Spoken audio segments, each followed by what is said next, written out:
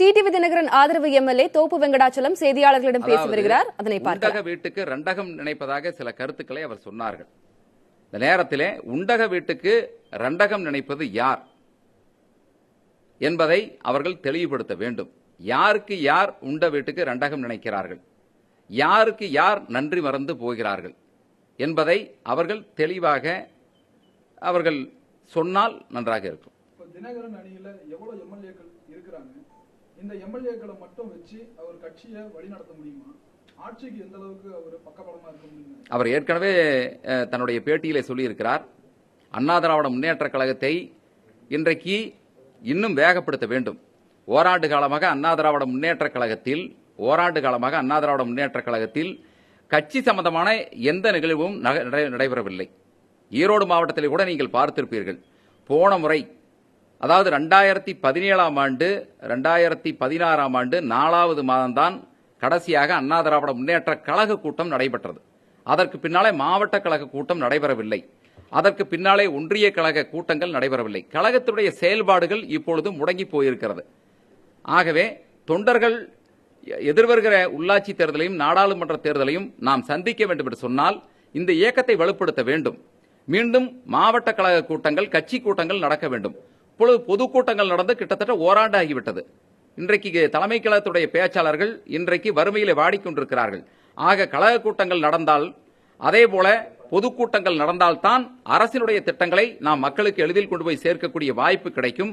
அப்பொழுதுதான் நாம் உள்ளாட்சி தேர்தலையும் நாடாளுமன்ற தேர்தலையும் நாம் எளிதாக சந்திக்க முடியும் என்கிற அடிப்படையில தான் இந்த பொறுப்புகளை நான் கூடுதலாக இப்பொழுது சட்டமன்ற உறுப்பினர்களுக்கும் முன்னாள் சட்டப்பேரவை உறுப்பினர்களுக்கும் மற்றும் கழகத்துடைய நிர்வாகிகளுக்கும் வழங்கியிருப்பதாக கழகத்துடைய துணை பொதுச் செயலாளர் அவர்கள் சொல்லியிருக்கிறார். ஆனா இது எப்படி அவங்க உங்களை அனுசரிச்சு போவாங்கன்னு நினைக்கிறீங்க? இப்பவே அவங்க சேர மாட்டேன், இந்த பொறுப்புகளை தேவையில்லாத போட்டிருக்கிறாங்க அப்படின்னு தானே சொல்றாங்க. அப்படி இருக்கும்போது உங்களுக்கு இணக்கமா எப்படி செயல்படுவாங்க மற்ற நிர்வாகிகள்? இல்ல, அவரை பார்த்து நான் கேட்டுக்கொள்வது, அண்ணா திராவிட முன்னேற்ற கழக சட்டமன்ற உறுப்பினர்களுக்கு இந்த பதவிகள், இப்பொழுது துணை பொதுச் செயலாளர் வழங்கப்பட்டிருக்கிற பதவிகள் செல்லாது என்று சொன்னால், இப்பொழுது பதவிகளை பெற்றிருக்கிற சட்டமன்ற உறுப்பினருடைய ஆதரவு எங்களுடைய அரசுக்கு தேவையில்லை என்று அவரால் சொல்ல முடியுமா? இப்போ எத்தனை சட்டமன்ற உறுப்பினர்கள் தினகரன் அணியில இருக்கீங்க? நேற்றே சொல்லியிருக்கிறாரே, நமது கழகத்துடைய துணை கொள்கை பரப்பு செயலாளர் நாஞ்சில் சம்பத் அவர்கள் சொல்லியிருக்கிறார்கள். அதாவது பொதுவாகவே ஆட்சி மாண்புமிகு அண்ணன் எடப்பாடியார் அவர்கள் நடத்தி கொண்டிருக்கிறார்கள். இயக்கத்தை பொறுத்தவரையிலே துணை பொதுச்செயலாளர் என்ற முறையிலே இவர் நடத்தி கொண்டிருக்கிறார். நான் இன்னொன்றையும் சொல்ல விரும்புகிறேன். அதாவது கழகத்துடைய அவைத்தலைவர் அண்ணன் செங்கோட்டையன் அவர்களை பொறுப்பிலே நியமித்து, அதே போல அண்ணன் பொருளாளர் திண்டுக்கல் சீனிவாசன் அவர்களையும் நியமித்து, அவர்கள் நியமித்த பின்னாலே மரியாதைக்குரிய துணை பொதுச் செயலாளரிடத்திலே அவர் வாழ்த்து பெற்று சென்றார்கள். அதே போல துணை பொதுச் செயலாளராக மரியாதைக்குரிய அண்ணன் டிடிவி தினகரன் அவர்கள் நியமிக்கப்பட்ட பொழுது இன்றைக்கு கருத்து சொல்லக்கூடிய அத்துணை ஊடகங்களை கருத்து சொல்லக்கூடிய மாண்புமிகு அமைச்சர்கள் அன்றைக்கு அத்தனை பேரும் சால்வை போட்டு துணை பொதுச் செயலாளர் அவர்களுக்கு வாழ்த்து சொல்லிவிட்டு சென்றவர்கள் தான் இன்றைக்கு கருத்துக்களை சொல்லிக் கொண்டிருக்கிறார்கள்.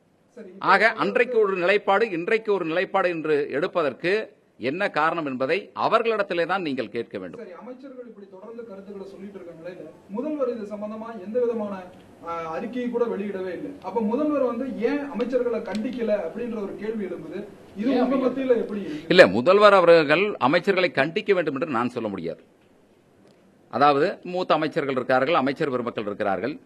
எங்களை பொறுத்தவரையில நாங்கள் சொல்லுவது, இந்த பொறுப்பை இப்பொழுது சட்டமன்ற உறுப்பினர்கள் பெற்றுவிட்டார்கள் என்று இவ்வளவு தூரம் ஆதங்கப்படுவதை விட்டுவிட்டு, தமிழ்நாட்டு மக்களுக்கு செய்ய வேண்டிய, மாணவர்களுக்கு செய்ய வேண்டிய நீட் தேர்வு பிரச்சனையிலே அவர்கள் கவனம் செலுத்தலாம். தமிழ்நாட்டிற்கு கிடைக்கக்கூடிய கதிராமங்கலத்தில் இருக்கக்கூடிய பிரச்சனைகளை தீர்ப்பதற்கு அவர்கள் ஆர்வம் காட்டலாம். ஆக இப்படிப்பட்ட இன்றைக்கு தமிழகமெங்கும் வடகிழக்கு பருவமழை, தென்மேற்கு பருவமழை பொய்த்துவிட்டு இன்றைக்கு கடுமையான குடிநீர் பற்றாக்குறை நிலவிக் கொண்டிருக்கிறது. ஆகவே இதையெல்லாம் கருத்து சொல்லுவதை விட்டுவிட்டு அவர்கள் ஆட்சியில தீவிரமாக, அமைச்சரவை என்பது ஒரு அமைச்சரவையில ஆட்சி வழிநடத்த செல்லக்கூடிய பொறுப்பு அமைச்சர்களுக்கு இருக்கிறது, அமைச்சரவைக்கு இருக்கிறது.